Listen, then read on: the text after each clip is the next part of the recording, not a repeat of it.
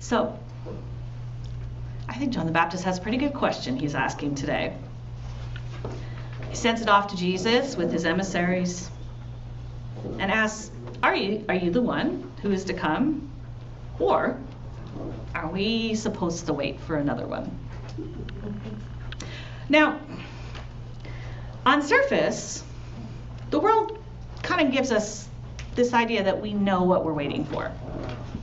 I mean, we're told it's all about presents and family and fun and joy and celebration, right? And of course, we also know, because we're all here in church, who's coming? Jesus, right? Jesus the Messiah. Jesus is the one who brings God's kingdom of peace and justice. I mean, we've heard all that, right? And that's how we're told we're supposed to feel. Just, we know it. We know it in our hearts. And I have to say, there are definitely lots of people who have been given the gift of the surety of faith that this is what the season is all about. And they're in it. They're in it. Author Annie Dillard has an observation in her book, For the Time Being, that speaks to some of the people whom might not be there yet. They might have noticed that it doesn't always look the way you expect. She points out that there's these words, right, in Mary's song called the Magnificat that we read this morning, that say things like, he cast down the mighty from their thrones, he lifted up the lowly. It's pretty pragmatic, right? Should be able to recognize that. He's filled the hungry with good things, and the rich he has sent away empty. She looks at all that and she's like, when God? When exactly did that happen? Because I must have missed it. She looks out at a world where pretty much it seems like the rich are still sitting up on their thrones, and the hungry seem like they're still being sent away empty. This week of Advent, Advent 3, is a week for all of us who have that going on inside of us. We hear the promises and we look at the world, and the experience doesn't match our expectations. It's for all the people who hear that amazing Isaiah reading and we think, that's beautiful, that is what I want the world to be. But at the same time, we kind of question, but is it really going to happen? Could it really happen? Sometimes we're not always so sure. It's for all the people who struggle the way we hear John the Baptist struggling today. Because you know what? He's sitting in prison, and he's saying to himself, I thought Jesus was the Messiah that I was expecting, that I was out there proclaiming to the world. But you know what? Right about now, I'm not entirely sure about that. And I mean, you can really imagine how John might feel, because a lot has happened in Matthew's gospel since that day when John acknowledged that Jesus was the one more powerful than I. I mean, he sat in front of him and said, Jesus, you should be baptizing me. He had incredible surety in that moment. And yet, that was the third chapter of Matthew. And today we are all the way in chapter 11. A lot has happened in Jesus' mission in the intervening 8 chapters. He's traveled all over Galilee. He's taught. He's performed miracles. He's proclaimed the kingdom in all sorts of manner of word and deed. We've heard all of those tellings too. If you've read through all of that, which we will, the funny thing about the lectionary is we will get to that as we go through this year. But if you read it straight, you would have already read all of this. They include all kinds of wonders, like the cleansing of a leper, a paralyzed man who's able to pick up his mat and walk away, the restoring of sight to 2 blind people, and the raising of a girl from the dead. It is as if it's just like what Isaiah foretold in that ancient prophecy. The eyes of the blind are open, the ears of the deaf unstopped, and the lame leap like a deer. And you know what? What's John been doing while Jesus has been out doing all this stuff? He has been sitting in prison. And I imagine that he's been there trying to figure out what's going on out there. You can hear a bit of that. He sends out his own disciples and says, tell me what's going on. I imagine every time a new prisoner comes in, he's like, give me the scoop. I want to hear what's going on out there. And you have to wonder what John really hoped for. I mean, he might have expected something like Jesus comes on the scene and Herod will be overturned. And all of Judea will be liberated from its oppression under Rome. And by the way, that should include John getting out of prison, right? Because he's a prisoner of the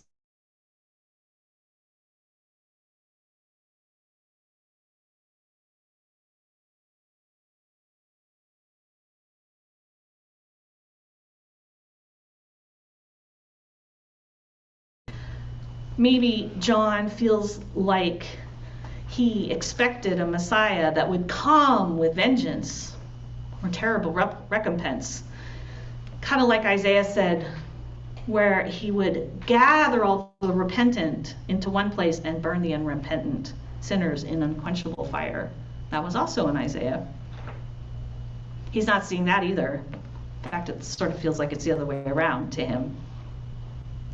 It's also possible that John is just saying to him, Jesus, if you can do all of that amazing stuff for all these other people, why are you leaving me out? I mean, maybe he sees the signs that the desert is blooming and the waters are breaking forth in the wilderness. It's just that it feels like the kingdom might have touched everyone but him. We don't actually know, we can only speculate, but what we can tell from today's gospel is that John is beginning to ask some questions. There's doubt that's filling in around that surety that he felt early on in Matthew's gospel when he asked to be baptized by Jesus. In reaching this moment of doubt, John the Baptist is actually keeping company with most of the great people of faith that we've ever known. You see, we all have expectations. And doubt hits us when our expectations do not match our experience. And it's clear from today's gospel that doubt is something that follows upon faith. Because you have to believe in something in order to be able to doubt it. In other words,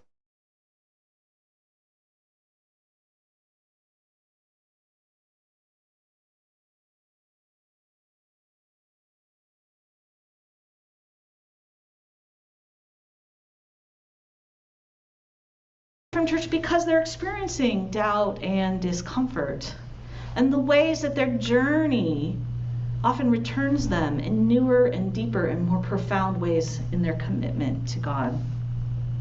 It's not a new phenomenon.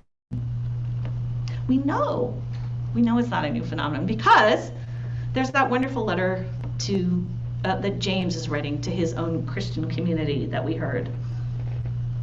I mean, why does James have to admonish his community to be patient?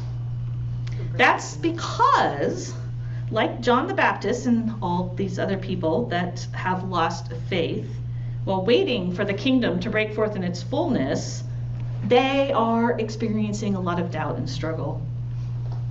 James's words to them are stick together. Bring your doubt, bring your struggles. They belong in our Christian community. He's also saying don't fight with each other around this stuff. Don't let it tear you apart. I love his image. Watch, like a farmer watches his maturing crop while God is still at work in the world. And he uses this great one which talks about early rains and late rains. Early rains and late rains. It's a powerful image of how God's work unfolds over time and in ways that we may or may not imagine. Think about a lot of the struggles that are happening in our world today. over how Scripture and our faith applies to some of the rapidly changing social mores that we've seen over the course of our own lives. We have been fortunate to live in a time when there's an expanding of what it means to have equity and justice for all people, especially people who have long been marginalized because of their gender, their race, their sexual orientation, or their socioeconomic status. So we are part of this amazing time. And it's a time where we need to engage in all of our struggle and our discomfort and our discernment as we try to truly understand what God has coming for us. But with that comes some enmity and some division, as we have seen. That's because instead of struggling together, we have become increasingly vicious in our doubts and discomforts. We end up shouting at each other from our own corners, different church buildings, different corners of the media, and in different parts of halls of power. I have a feeling that James would have some advice for us from across the millennia. I mean, he would say, how can you ever hope to resolve that kind of conflict if you just walk away from each other and withdraw to separate camps? James, I think, would encourage us to be in genuine dialogue with each other and to share our doubts and to share our struggles and to continue to be open to discerning the new ways that God's Spirit is moving among us and unfolding the kingdom before us. I think James would say, listen rather than shout. So, getting back to John, who is still sitting in his prison cell, plagued with his own doubts. I love that John, too, does not give up in anger and frustration. Instead, he takes his doubts directly to Jesus. He sent out an emissary, one of his own disciples, to ask Jesus an incredibly direct question. He says, I want to know, do I need to continue to wait and struggle with you, Jesus?